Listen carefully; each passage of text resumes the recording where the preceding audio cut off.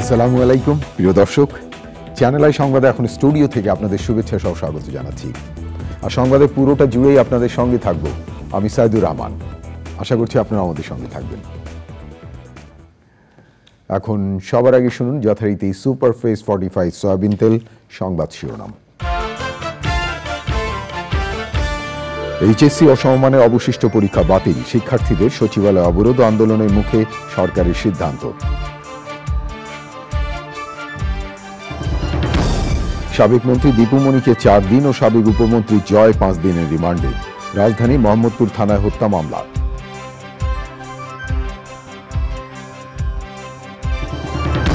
বিচার ব্যবস্থার সংস্কার সহ দেশের বিভিন্ন ক্ষেত্রের নারী নেত্রীদের 10 সুপারিশ পেশ, অন্তর্বর্তী সরকারের প্রধান উপদেষ্টার সাথে বৈঠক। এবং শেখ হাসিনাকে আইনের আওতায় আনতে সহায়তার জন্য ভারতকে বিএনপির আহ্বান, অন্তর্বর্তী সরকারের কর্মকাণ্ডের প্রশংসা।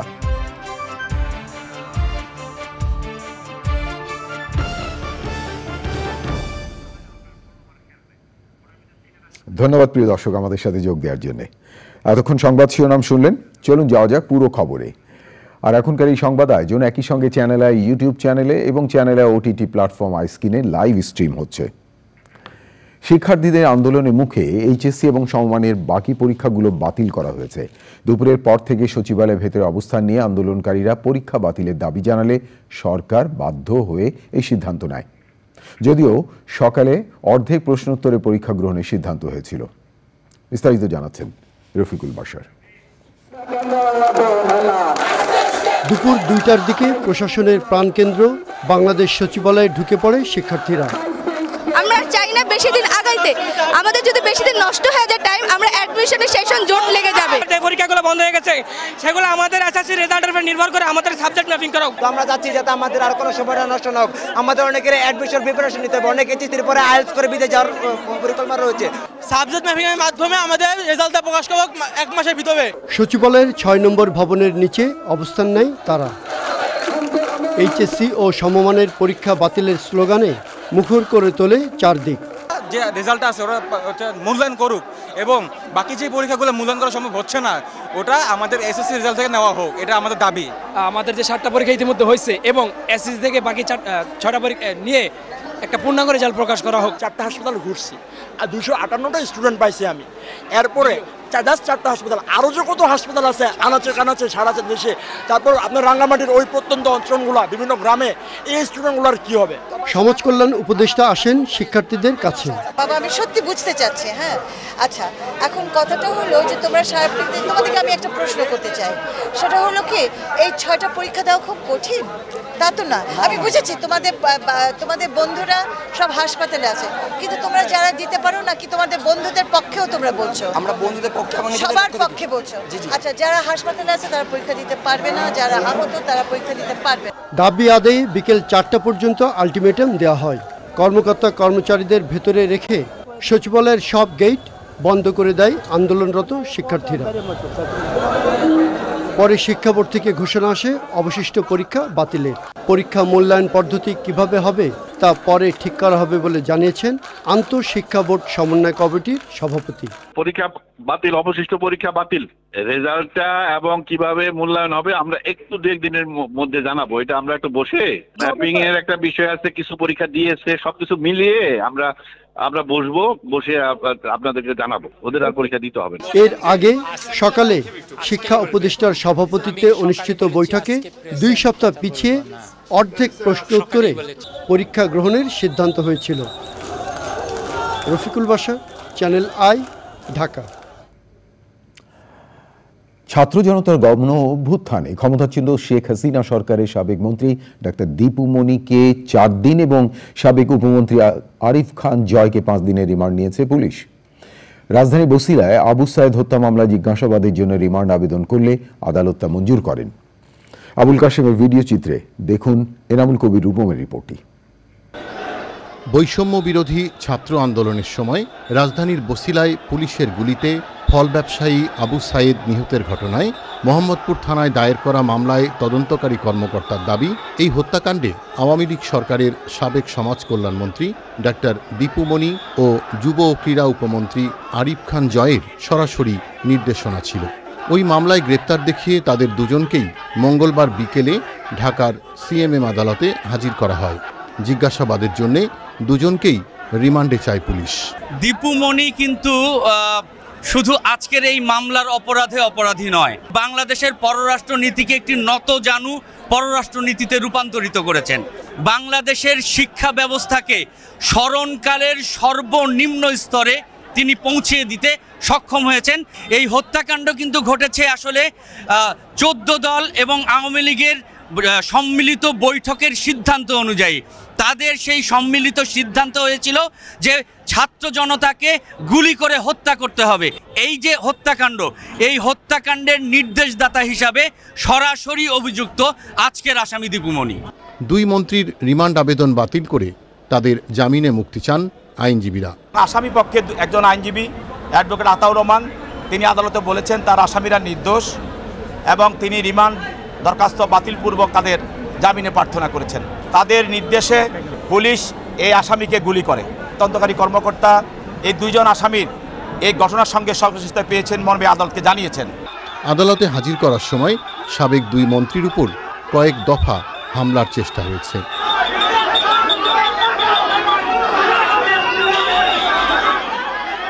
অবশেষে আইনের আওতায় আনা হলো ছাত্র জনতার গণ অভ্যুত্থানে ক্ষমতাচ্যুত শেখ হাসিনা সরকারের মন্ত্রী দীপু মনি এবং উপমন্ত্রী আরিফ খান জয়কে। হত্যার ইন্ধনের অভিযোগ প্রমাণিত হলে যাবজ্জীবন কারাদণ্ড থেকে মৃত্যুদণ্ড পর্যন্ত হতে পারে এই দুই মন্ত্রী। এর আগে আইনের আওতায় আনা হয়েছে শেখ হাসিনা সরকারের আরও 4 মন্ত্রীকে। ঢাকার সিএমএম আদালত থেকে এনামুল কবির রূপম, চ্যানেল আই। দেশের বিভিন্ন খাতে নেতৃত্ব দেওয়া নারীদের সাথে বৈঠক করেছেন অন্তর্বর্তী সরকারের প্রধান উপদেষ্টা ডক্টর মোহাম্মদ ইউনূস। বৈঠকে জুডিশিয়াল রিফর্মস কমিশন করে বিচার ব্যবস্থা সংস্কার করা সহ 10টি সুপারিশ করেছেন নারী নেতারা। সে সময় বৈষম্য বিরোধী আন্দোলনে আহত ব্যক্তিদের সুচিকিৎসায় একটি ফাউন্ডেশন গঠন করার প্রস্তাব দেওয়া হয়। রিপোর্টে আরও জানাচ্ছেন সহকর্মী সাদি মাহমুদ। ও কার্যালয় হিসেবে ব্যবহৃত রাষ্ট্রীয় অতিথি ভবন যমুনায় বিভিন্ন পেশাজীবী সংগঠন ও দেশের বিভিন্ন খাতে নেতৃত্ব দেওয়া প্রায় 30 জন নারী সাক্ষাৎ করেন ড মোহাম্মদ ইউনূসের সঙ্গে। প্রায় 2 ঘণ্টার বৈঠকে নারীদের নিরাপত্তা ও পেশাগত দক্ষতা বাড়াতে বিভিন্ন বিষয় নিয়ে আলোচনা হয়। দেশজুড়ে সাম্প্রতিক সহিংসতায় আহতদের সুচিকিৎসায় একটি ফাউন্ডেশন গঠনের প্রস্তাব দেন নারী প্রতিনিধিরা। এই যে গণ অভ্যুত্থানটা হলো, ছাত্র জনতার আন্দোলনটা হলো, এখানে যত মানুষ আহত হয়েছে তাদের চিকিৎসা প্রক্রিয়াটা ত্বরান্বিত করা সরকারের পক্ষ থেকে একটা উদ্যোগ আছে। এটা সিদ্ধান্ত, এটা কার্যকর হচ্ছে যে আমরা একটা ফাউন্ডেশন সৃষ্টির মাধ্যমে সেখানে সকলে যারা সাহায্য করতে আগ্রহী তাদের থেকে অর্থ সাহায্য নিয়ে আমরা এই কাজগুলো করব। চিকিৎসা, পুনর্বাসন সবকিছুর কাজই করা হবে। নারীদের বিভিন্ন বিষয়ে বিক্ষিপ্তভাবে কাজ না করে নারী অধিকার কমিশন গঠনের কথা বলেন তারা। নারীদের বিভিন্ন বিষয় নিয়ে বিক্ষিপ্তভাবে কাজ না করে ওমেন্স রাইটস কমিশন একটা করা যায় কিনা। একই সাথে দাবি উঠেছে যে তথ্য অধিকার কমিশন আছে, মানবাধিকার কমিশন আছে, সেগুলো দলীয় সরকারের সময় অনেক সময় চাপে পড়ে তার যে ম্যান্ডেটটা ছিল, যে দায়িত্বটা ছিল, সেটা প্রতিপালন করতে পারেনি। তো সেখানে স্বাধীনতা নিশ্চিত করার জন্য কি করা যায়। মহিলা বিষয়ক মন্ত্রণালয় সম্পর্কে একটা কথা উঠেছে যে তারা আসলে বিভিন্ন প্রকল্প বাস্তবায়ন করে, কিন্তু প্রকল্প বাস্তবায়নের পাশাপাশি তাদের আরেকটা গুরুত্বপূর্ণ কাজ হওয়া উচিত। 45টা মন্ত্রণালয়ে তাদের একটা তদারকির ভূমিকা আছে, সেই তদারকির কাজটা যেন তারা ঠিক মতন করে। প্রধান উপদেষ্টা নারী প্রতিনিধিদের উত্থাপিত দাবিগুলো অগ্রাধিকার ভিত্তিতে পূরণ করার আশ্বাস দেন। সাদি মাহমুদ, চ্যানেল আই, ঢাকা। জুলাই আগস্টে ছাত্র বিপ্লবে অংশগ্রহণকারী আহত এবং নিহতদের পরিবারের যত্ন দিতে ফাউন্ডেশন গঠনের সিদ্ধান্ত নিয়েছে সরকার। প্রধান উপদেষ্টা ডক্টর মোহাম্মদ ইউনূসকে প্রধান করে সরকারের উপদেষ্টা, ছাত্র প্রতিনিধি এবং নিহত আহতদের পরিবারের সদস্যরা ফাউন্ডেশনে থাকবেন। প্রধান উপদেষ্টা বলেছেন, স্বৈরাচারের বিরুদ্ধে প্রতিবাদে জীবন উৎসর্গকারী এবং আহতদের অবদান কখনোই ভোলার নয়।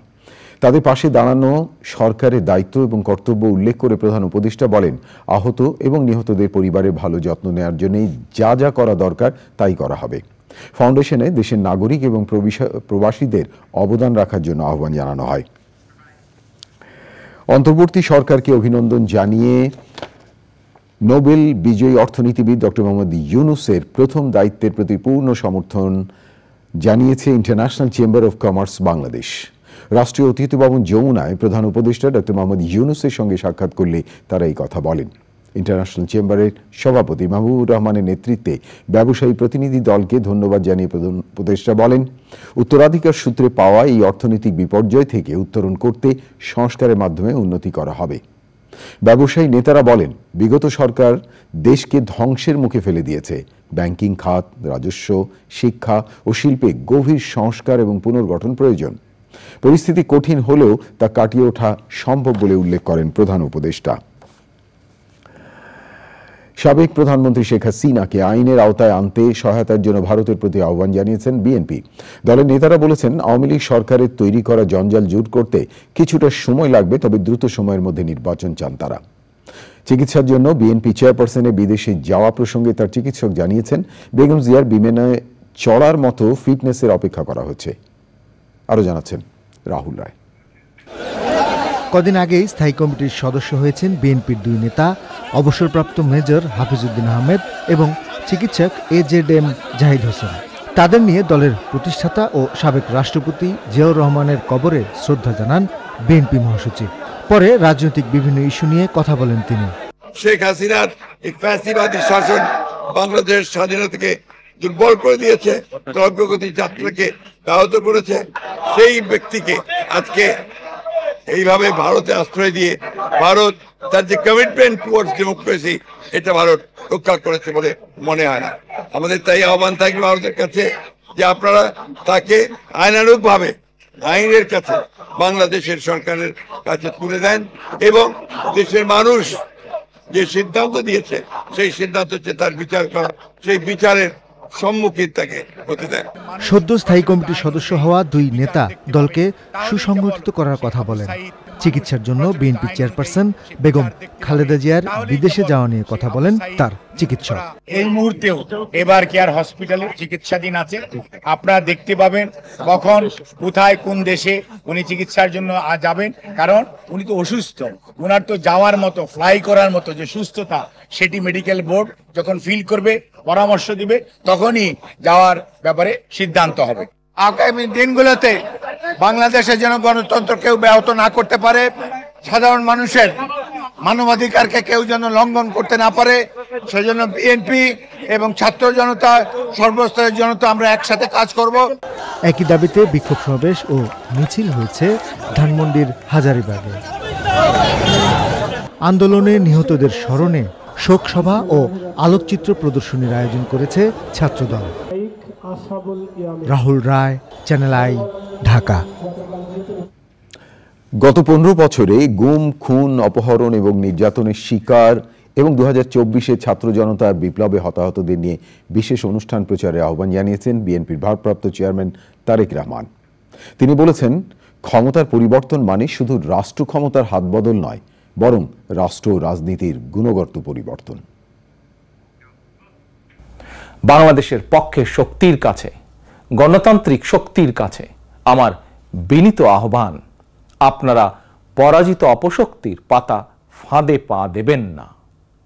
ছাত্র জনতার গণ অভ্যুত্থানকে চূড়ান্ত সফলতায় নিতে হলে কেউ দখলদারিত্বে লিপ্ত হবেন না, দখলদারিত্বে সহায়তা করবেন না, কেউ দয়া করে দুর্বলের উপর আঘাত হানবেন না, কেউ দয়া করে নিজেদের হাতে আইন তুলে নিবেন না। প্রতিশোধ, প্রতিহিংসা নয়। আসুন কার্যকর রাষ্ট্র সংস্কার নিশ্চিত করতে তারুণ্যের কাঙ্ক্ষিত একটি বৈষম্যহীন গণতান্ত্রিক রাষ্ট্র নির্মাণ করতে আমরা প্রত্যেকেই যিনি যার অবস্থান থেকে আরও দায়িত্বশীলতার পরিচয় দেই। প্রতি বছর 5ই আগস্টকে রাষ্ট্রীয় উদ্যোগে জাতীয় জীবনে একটি বিশেষ দিবস হিসাবে পালন করার বিষয়টিও বিবেচনা করা দরকার বলে সমাজের বিভিন্ন শ্রেণী পেশার মানুষ বিশ্বাস করেন। তারেক রহমান বিএনপির ভারপ্রাপ্ত চেয়ারম্যান কথা বলছিলেন। 2013 সালে শাপলা চত্বরে হেফাজতে সমাবেশে গুলি চালিয়ে গণহত্যার অভিযোগ দায়ের করা হয়েছে আন্তর্জাতিক অপরাধ ট্রাইব্যুনালের তদন্ত সংস্থায়। এতে আসামি করা হয়েছে সাবেক প্রধানমন্ত্রী শেখ হাসিনা, শরিয়ার কবির, মুনতাসির মামুন, ইমরানী সরকার সহ 19 জনকে। আর তদন্ত সংস্থা জানিয়েছে ট্রাইব্যুনাল পুনর্গঠন হলেই আসামিদের বিরুদ্ধে গ্রেফতারি পরোয়ানা জারির আবেদন জানাবেন তারা। দেখুন মাজহারুল হক মান্নার রিপোর্টটি। বৈষম্য বিরোধী আন্দোলনের সময় হত্যা, গণহত্যার অভিযোগে আন্তর্জাতিক অপরাধ ট্রাইব্যুনালের তদন্ত সংস্থায় কয়েকটি অভিযোগ দাখিল করা হয়। সব অভিযোগেই প্রধান আসামি করা হয়েছে সাবেক প্রধানমন্ত্রী শেখ হাসিনাকে। এবার অভিযোগ দাখিল করা হলো 2013 সালে হেফাজতের সমাবেশে হত্যাকাণ্ডের ঘটনায়। সেখানে আমরা 19 জন আসামি করেছি, তার মধ্যে প্রধান করেছি তৎকালীন প্রধানমন্ত্রী শেখ হাসিনা, তার মন্ত্রী পরিষদের কয়েকজন সদস্য, তৎকালীন পুলিশের আইজিপি, তৎকালীন র্যাবের মহাপরিচালক, তৎকালীন ডিএমপি কমিশনার সহ পুলিশের কয়েকজন ঊর্ধ্বতন কর্মকর্তা, তৎকালীন গণজাগরণ মঞ্চের মুখপাত্র ইমরান সরকারকে আসামি করেছি এবং শাহরিয়ার কবির, মুনতাসির মামুন, ঘাতক দালাল নির্মূল কমিটির বেশ কয়েকজন সদস্যকে আমরা এখানে আসামি করেছি। দাখিল করা অভিযোগের ভিত্তিতে তদন্ত সংস্থা কি পদক্ষেপ নেবে তা জানান আইনজীবী। ইনভেস্টিগেশন অফিসার জানিয়েছেন যে ট্রাইব্যুনাল পুনর্গঠন হওয়ার সাথে সাথেই এই মামলার আসামিদের বিরুদ্ধে তিনি গ্রেফতারি পরোয়ানার জন্য দরখাস্ত করবেন ট্রাইব্যুনালে। ট্রাইব্যুনাল যদি এই দরখাস্ত মঞ্জুর করেন তখন তিনি এই আসামিদেরকে গ্রেফতার করে আইনের আওতায় আনবেন। অভিযোগ প্রমাণিত হলে আসামিদের সর্বোচ্চ সাজা মৃত্যুদণ্ড হতে পারে বলে জানিয়েছেন আইনজীবীরা। মাজহারুল হক মান্না, চ্যানেল আই, ঢাকা। আমার হাতে আরো খবর আছে প্রিয় দর্শক, দেখতে থাকুন চ্যানেল আই সংবাদ। এবারে বিরতি, আর বিরতির পর যা দেখতে পাবেন। বিরতির পর ফিরে এলাম, আমি সাইদুর রহমান। ধন্যবাদ প্রিয় দর্শক আবারও চ্যানেল আই সংবাদে যোগ দেওয়ার জন্য।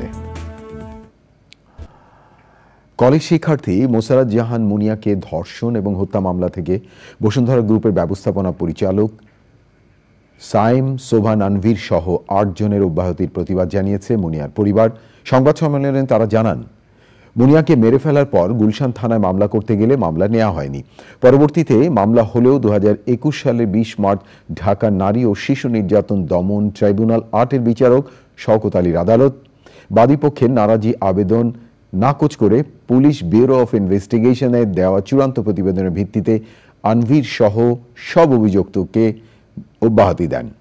2021 সালের 26শে এপ্রিল গুলশান 2-এর 120 নম্বর সড়কে একটি ফ্ল্যাট থেকে মুনিয়ার মরদেহ উদ্ধার করা হয়।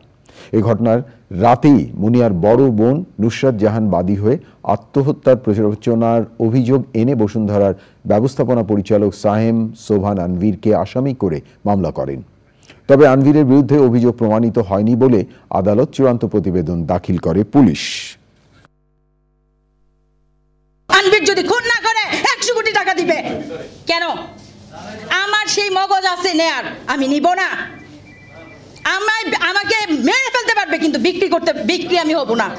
আমার বোনেরটা ছিল ভুল, আপনারা যেটা করছেন সেটা অন্যায়। আমি যেটা করছি, আমরা সবাই যারা করতেছি এখন সেটা অন্যায়। সে ভুল করতে পারে, সে অন্যায় করে নাই, আপনারা ওরে ক্ষমা করা উচিত। এখন পর্যন্ত দেখতেছেন আমি আদালতে দুয়ারে দুয়ারে আমার কত থ্রেট, হুমকি, কত কিছু, এগুলো আপনাদেরকে একটু বিবেক নাড়া দেয় না? যারা তদন্ত রিপোর্ট দিয়েছে তারা ম্যানেজ হয়ে গেছে এবং কোর্ট ব্যবস্থা তারাও ম্যানেজ হয়ে গেছে। কে ম্যানেজ করছে? আপনারা জানেন, এই যে কুখ্যাত আনিসুল হক আইনমন্ত্রী, তার চেম্বার বাংলাদেশের বিচার ব্যবস্থা ধ্বংস করেছে।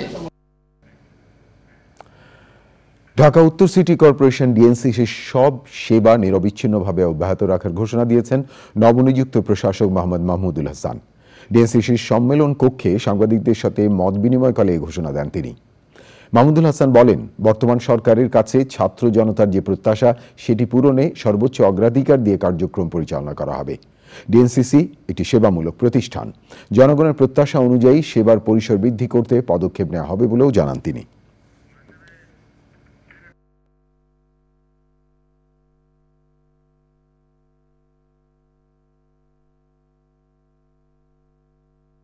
নির্দেশনার আওতায় আমরা এই কাজগুলো করতে চাই। এর সাথে আমরা সর্বস্তরের জনগণকে সম্পৃক্ত করে, বিশেষ করে ছাত্র, তরুণ, যুবক তাদেরকেও আমরা বিভিন্ন পর্যায়ে সম্পৃক্ত করে আমাদের সেবার মান ক্রমাগতভাবে বৃদ্ধির দিকে আমরা মনোযোগী হব। গতকালও মন্ত্রণালয় থেকে আমরা কিছু নির্দেশনা পেয়েছি, এগুলো স্বয়ংক্রিয়ভাবেই এক ধরনের রিভিউ এবং জবাবদিহিতার ভিতর আসবে, সঙ্গতভাবেই আসবে। এবারে আমিন জুয়েলার্স আন্তর্জাতিক সংবাদ।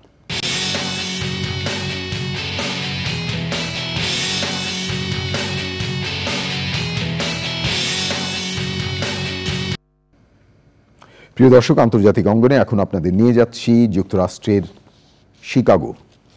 যুক্তরাষ্ট্রের শিকাগোতে ডেমোক্রেটিক ন্যাশনাল কনভেনশনে বিদায়ী ভাষণ দিলেন প্রেসিডেন্ট জো বাইডেন। তিনি বলেছেন, মার্কিনীদের গণতন্ত্র রক্ষা করতে হবে। সাবেক প্রেসিডেন্ট ও রিপাবলিকান প্রার্থী ডোনাল্ড ট্রাম্পকে নির্বাচনে পরাজিত করার এখনই উপযুক্ত সময়। অশ্রুসুক্ত বাইডেন বলেন, ডেমোক্রেট এবং তাদের সমর্থকরা আমেরিকার আত্মাকে রক্ষার লড়াই করছে। যুক্তরাষ্ট্রের শক্ত গণতন্ত্রের ভিতকে আরও মজবুত করতে ডেমোক্রেটিক দলের প্রেসিডেন্ট পদপ্রার্থী কামালা হ্যারিসকে নির্বাচনে জয়ী করার বিকল্প নেই। বাইডেনের ভাষণের সময় ছিলেন প্রেসিডেন্ট পদে ডেমোক্রেট প্রার্থী কামালা হ্যারিস এবং বাইডেনের স্ত্রী জিল বাইডেন। কনভেনশনে কমলা হ্যারিসকে সমর্থন জানান সাবেক মার্কিন পররাষ্ট্রমন্ত্রী হিলারি ক্লিন্টন। জো বাইডেনের ভাষণ চলার সময় কনভেনশন ভেন্যুর বাইরে হাজারো মানুষ গাজায় মার্কিন নীতির প্রতিবাদে বিক্ষোভ করেন। প্রিয় দর্শক, এবারে কৃষি সংবাদ।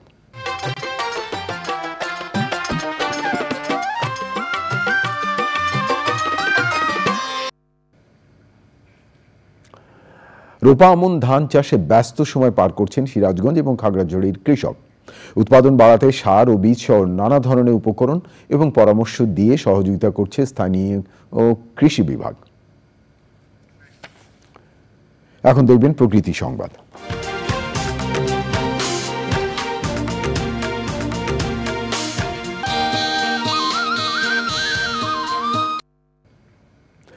বঙ্গোপসাগরে সৃষ্ট লঘুচাপের কারণে ভারী বৃষ্টিপাতে চট্টগ্রামে আবারও জলাবদ্ধতার সৃষ্টি হয়েছে। মহানগরের ২ নম্বর গেট, মুরাদপুর, চকবাজার, বদ্দারহাট, কাতালগঞ্জ সহ বিভিন্ন এলাকায় হাঁটু পানিতে তলিয়ে গেছে। ভারী বর্ষণে তলিয়ে গেছে পটিয়া, সাতকানিয়া, চন্দনাইশ, বাঁশখালী, আনোয়ারা, ফটিকছড়ি, হাটহাজারী সহ কয়েকটি গ্রাম। এতে বিপাকে পড়ছেন এসব এলাকার বাসিন্দারা। বৃষ্টিপাত আরও ২-৩ অব্যাহত থাকতে পারে বলে জানিয়েছেন আবহাওয়া অফিস। এমন পরিস্থিতিতে পাহাড় ধসের শঙ্কা দেখা দিয়েছে। সবাইকে নিরাপদ স্থানে আশ্রয় নেওয়ার আহ্বান জানিয়েছে সংশ্লিষ্ট কর্তৃপক্ষ। এবার এক্সিম ব্যাংক বাণিজ্য সংবাদ।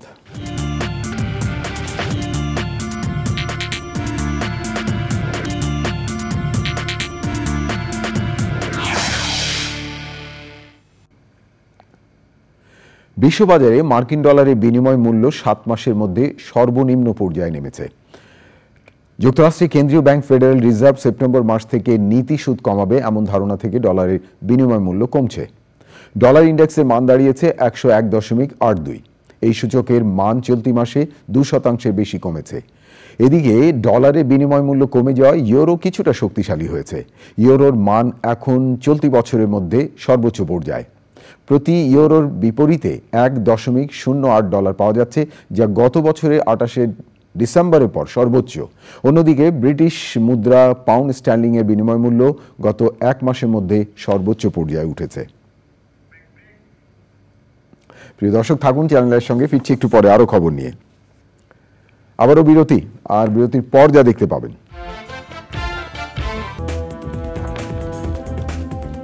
প্রিয় দর্শক, বিরতির পর ফিরে এলাম চ্যানেল আই সংবাদে আরো খবর নিয়ে। আপনাদেরকে আরেকবার স্বাগত জানাচ্ছি। ইসলামী আন্দোলন বাংলাদেশের সিনিয়র নায়েবে আমির মুফতি সৈয়দ মোহাম্মদ ফয়জুল করিম বলেছেন, স্বৈর শাসনে অবসান হয়েছে। এখন সময় সাম্য, মানবিক মর্যাদা এবং সামাজিক ন্যায় বিচার ভিত্তিক বাংলাদেশ বিনির্মাণের। গণহত্যাকারী, দুর্নীতিবাজ এবং ভোট চোরেরা যাতে আগামীতে পুনর্বাসিত হতে না পারে তা নিশ্চিত করতে হবে। রাজধানীর পুনর্পল্টনে দলের কেন্দ্রীয় কার্যালয়ে ফ্যাসিবাদী স্বৈরাচারী সরকারের পতন পরবর্তী দেশের চলমান পরিস্থিতি এবং অন্তর্বর্তীকালীন সরকারের কার্যক্রম নিয়ে আয়োজিত সংবাদ সম্মেলনে তিনি এসব কথা বলেন। বিগত সরকারের অবৈধ কাজের কুশীলব সহ জড়িতদের আইনের আওতায় এনে দৃষ্টান্তমূলক শাস্তি নিশ্চিতের দাবি জানান তিনি। এ বিষয়ে জনমত গড়ে তুলতে 21 থেকে 31 অগস্টে দেশের সব মহানগর এবং জেলায় তৃণমূল দায়িত্বশীল সম্মেলন এবং 1 থেকে 10 সেপ্টেম্বর থানায় থানায় গণসমাবেশ কর্মসূচির ঘোষণা দেওয়া হয়েছে। এবারে খেলার খবর।